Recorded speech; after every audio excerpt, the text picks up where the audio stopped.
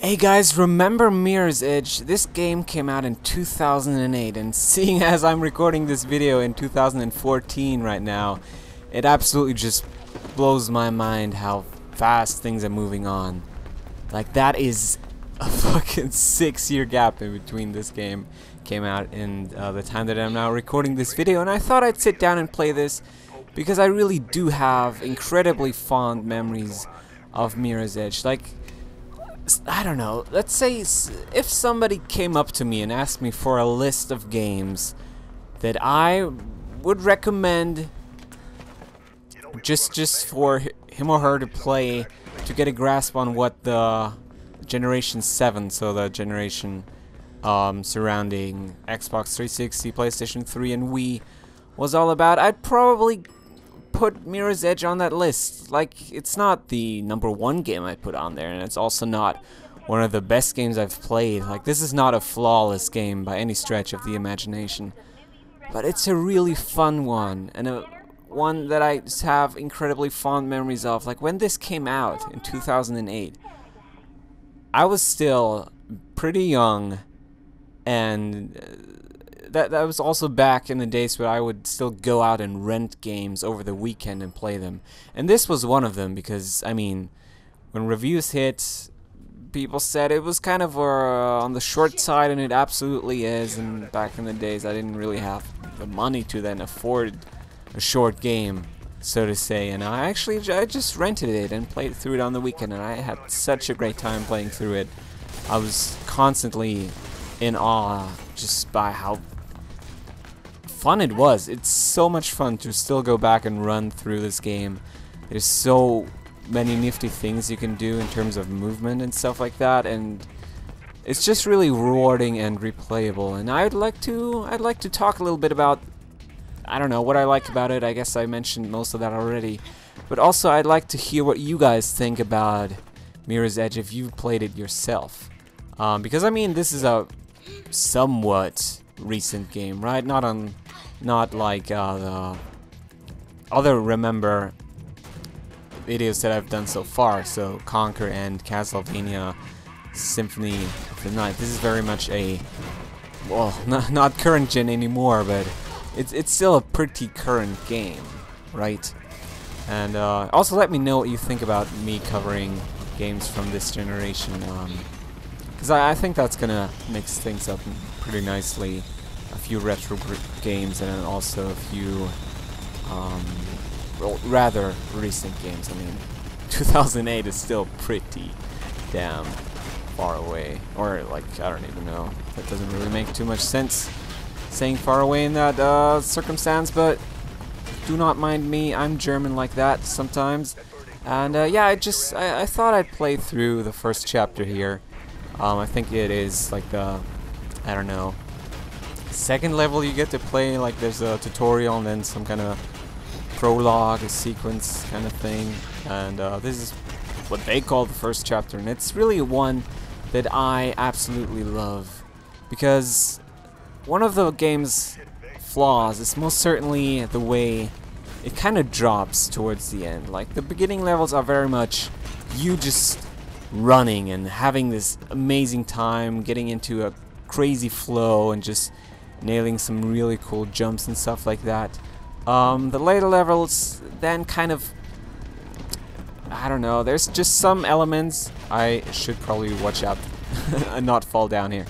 There's some elements in those, I'm really doing a poor job here, some elements in those, Jesus Christ, where it doesn't become, where it isn't that much fun anymore. Like, there's some enemy encounters that are rather annoying, and in general I'd say the enemy encounters are like one of the worst parts of the game.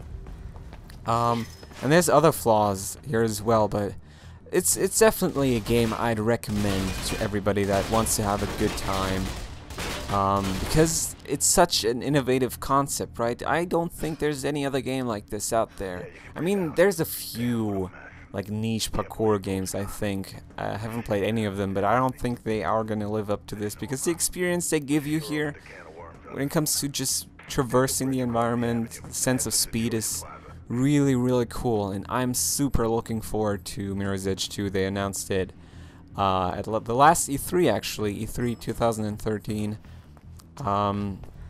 And I mean, we haven't really heard anything since, which is, I don't know, I guess it's not too bad, but I'd like to see like a sign of the game, so like just the developers telling me, hey, we're still working on this, this is still going to happen, you're still gonna get the game you've been looking for like the past 6 years.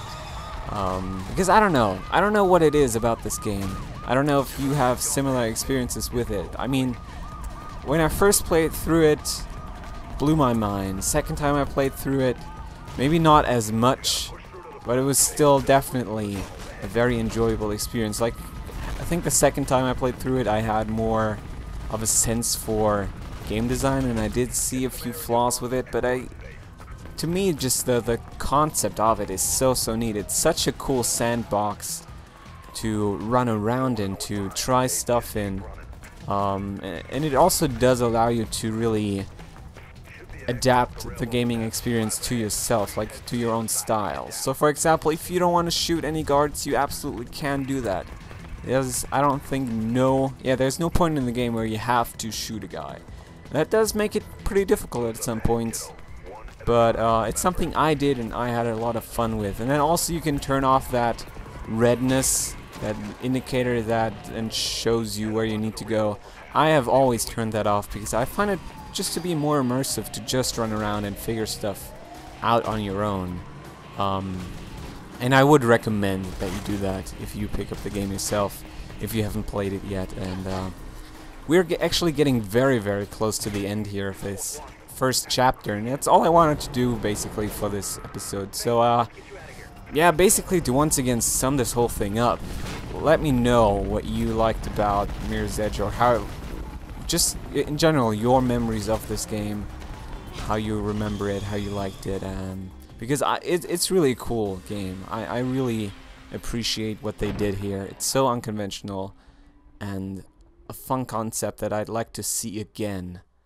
So fingers crossed for Mirror's Edge 2 being amazing and actually coming out.